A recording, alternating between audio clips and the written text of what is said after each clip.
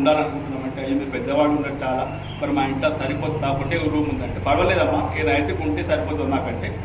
రాత్రికి పోయి ఆ రూమ్లో ఉన్నది, అక్కడ రాత్రికి ఉన్నది వాడు ఒక షెల్టర్ ఇచ్చింది ఆమె ముసలమ్మ. ఇచ్చి పరుచుకోనికి ఏదో ఇచ్చినాక నా దగ్గర ఏం లేవు నాన్న ఈ రొట్టె తుకుడలు ఉన్నాయి అంతే, ఇవే ఇస్తాను, అదే చాలమ్మా నాకు ఇదే చాలని అదే తిని అక్కడే ఉన్నాడు.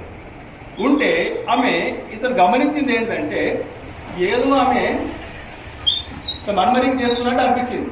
అమ్మా నేను ఏమనుకోక మాట అడుగుతా, నీకు అడగొచ్చా అంటే అడుగు అమ్మా, అడుగుడు దాంట్లో ఉన్నది.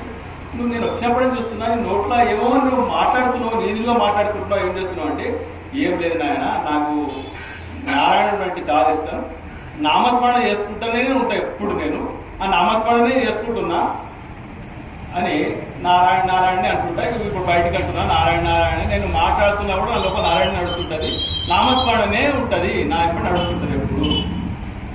అట్లా అమ్మ సరే. మరి ఈ అమ్మ ఈ కొడుకు ఎవరమ్మా అంటే నా కొడుకు 20 ఏళ్ళ కొడుకు నాకు, కానీ లేవలేడు కూర్చోలేడు అని ఇంత వ్యాధి వచ్చిందంట. ఆయనకు ట్రీట్మెంట్ ఇవ్వడానికి ఎక్కడో విదేశాల్లో పోయి చేయాలంట, నాకు తెలియదు. కాబట్టి అంత డబ్బు నేను వెచ్చించలేను, పోలేను. కాబట్టి ఏం చేస్తా, నా కర్మ ఇంతే అనుకొని ఇక్కడే కూర్చున్నా, ఇక్కడ నడుస్తున్నా, జీవితం